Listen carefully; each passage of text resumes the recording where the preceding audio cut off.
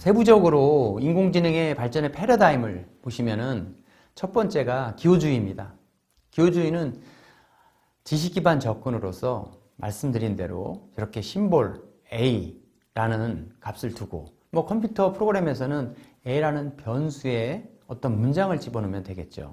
그 다음에 not A 같은 경우에는 그거에 대한 부정어를 같이 추가해서 넣어주면 자연스럽게 어떤 변수 값에 이 지식, 사람의 지식이 들어가면서 하나의 기호를 갖게 됩니다. 하나의 기호를 갖게 되면 컴퓨터는 이 변수를 통해서 계산이 가능하죠. 그러면 바로 인간의 지식을 처리할 수 있는 상황들이 되는 겁니다. 그래서 and, or, not, 그 다음에 implication이라든가 reduction 이런 걸 통해서 여러분들이 수학 시간에 배웠던 그 논리학, 아니면 부울, 그 다음에 드모르강의 법칙 이런 것들이 있잖아요. 이런 방법들을 이용해서 인공지능의 어떤 추론 능력 이런 것들을 개발하는 방식이 바로 기호주의 접근 방식입니다. 두 번째는 유추주의 방식입니다. 인공지능한테 기계를 갖다가 똑똑하게 만드는 방법. 지속적으로 말씀드리지만 기계가 인공적으로 인간의 지능을 이렇게 구현한다는 것은 수학적인 접근이 꼭 필요하다는 그 말씀을 꼭 드리고 싶어요. 수학적인 접근이라는 것은 수학식으로 표현할 수 있으면 되는 겁니다. 사람은 뭔가 유추를 통해서 그 학습을 하거나 판단을 하게 됩니다. 내가 저 옆에 있는 사람이 뭔가를 먹어요. 그럼 나도 먹을 수 있다는 걸 유추할 수 있겠죠. 근데 어떤 사람이 뭔가를 먹다가 쓰러집니다. 그럼 먹지면 안 되겠구나라는 거를 유추할 수 있는데요. 다음에 이거와 유사한 과일을 만나게 되면 이제 사람들은 먹거나 피할 수가 있겠죠. 그거랑 유사한 과일은, 그러니까 먹고서 맛있게 쩝쩝거리는 걸 본 그 과일, 그런 형태의 과일은 먹어도 되는 과일로 유추할 것이고, 어떤 사람이 먹다가 쓰러지면 저렇게 검고 조그만 저런 과일은 먹으면 안 되겠구나. 그거랑 유사한 과일들은 이제 먹지 않는 그런 지능을 갖게 되는 거죠. 수학에서는 거리를 측정합니다. 놓은 위치, 두 개의 어떤 상품이 유사하면 추천해주고 그렇지 않으면 추천하지 않는 이런 방식이 바로 유추주의예요. 물론 거리만으로 측정하지 않고 어떻게 하냐면 각도를 이용해서 각도가 많이 벌어진 것과 각도가 적게 벌어진 것을 이용해서 그 비슷한지 안 비슷한지를 판단해냅니다. 그러니까 사람이 비슷하다 안 비슷하다 하는 것은 바로 이 수학적인 각도 개념으로, 거리 개념으로 할 수 있고요. 또 하나는 집합입니다. 이 안에 포함되어 있으면 같은 친구구나, 포함되어 있지 않으면 다른 거구나, 이렇게 포함할 수 있는 방법들이 바로 이 유추주의는 이렇게 수학식을 이용해서 처리할 수가 있습니다. 여러분들이 그러니까 수학 시간에 배웠던 이 거리, 좌표 개념이라든가 또는 피타고라스 정리, 그 다음에 삼각함수에서 사인, 코사인 이용해서 각도를 구할 수 있죠. 그 다음에 그 집합에서 교집합, 합집합, 처집합 이런 걸 이용해서 이 유추를 하는 그 방식이 바로 요 유추주의 방식입니다. 세 번째는 확률주의입니다. 확률은 다 아시죠? 통계량을 통해서 그게 나타날 수 있는 사건의 값을 우리는 확률이라고 하는데, 요거는 단순 수학이지만 조건부 확률이라는 게 있습니다. 앞에 어떤 사건이 일어나면 뒤에 영향을 미치는 그런 사건들을 우린 조건부 확률이라고 하는데요. 이런 거죠. 비가 왔는지 안 왔는지는 그 반이에요. 동전을 던지면 반입니다. 앞이 나올지 뒤에 나올지. 그렇지만 아까 내가 지붕에서 두들기는 소리가 났어요. 떨어지는 소리가 났어요.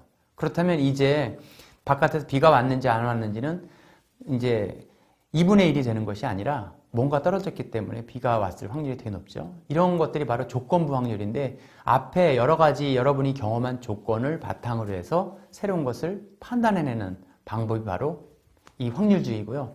베이지라는 사람이 이걸 개발했기 때문에 베이지안 접근이라고도 합니다. 이러한 그 확률을 통해서 하는 것들은 여러분들이 지금 하고 있는 행동들 대부분이 다 그래요.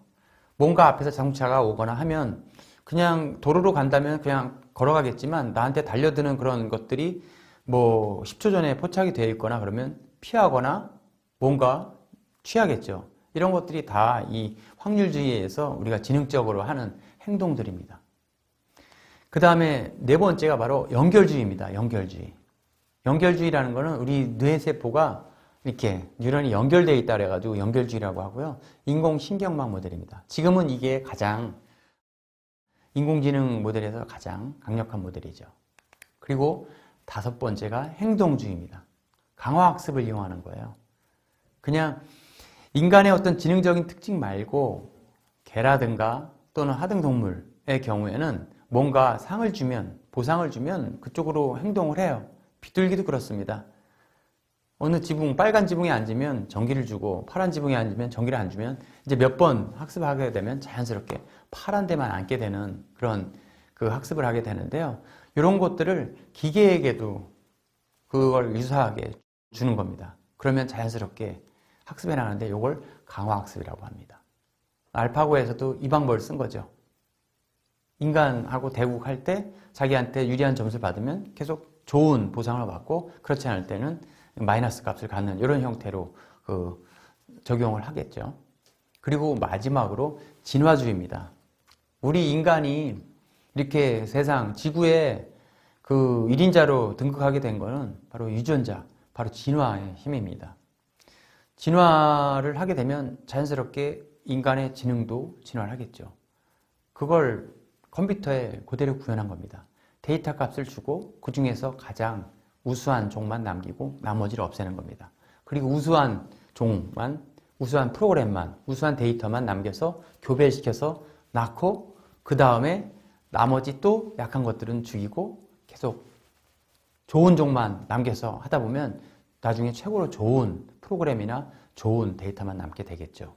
이걸 통해서 이 컴퓨터가 똑똑해지는 인공지능이 되는 이런 형태가 바로 진화주의입니다. 유전자 알고리즘을 주로 사용을 하고요. 이러한 인공지능의 발전의 패러다임은 역사적으로 봤을 때 지식 기반 접근과 유사도, 그 다음에 인공신경망 이런 식으로 발전해 왔지만 다음에는 과연 어떤 그 패러다임이 이 인공지능을 이끌 것인가? 제가 봤을 때는 통합적 접근이 맞을 것 같습니다. 이 3차 붐의 종말은 제가 봤을 때는 이 연결주의, 인공신경망의 어떤 그 고도의 발전, 이것도 제약이 있습니다. 실제 인간의 뇌만큼 만들려면 지금 우리가 아무리 컴퓨터 성능이 좋다고 해도 다 만들 수는 없죠. 그러니까 어느 한 분야에만 특화되어 있는 약 인공지능으로 이제 구성이 되어서 개발이 될 텐데요. 사람들은 그걸로 만족하지 못하게 될 거예요. 아주 범용적인 인공지능 또는 여러 기능을 가진 인공지능을 원할 텐데 자연스럽게 그렇다면 지금 여기 발전의 패러다임에 사용된 기호주의, 유추주의, 확률주의, 연결주의, 행동주의, 진화주의 이런 것들이 합쳐져서 통합적으로 접근이 되어야만 3차 붐 이후에 3차 그 인공지능 겨울을 맞이하게 되면 그거를 해결할 수 있는 타겟책이 바로 이 통합적 접근이라고 볼 수 있습니다.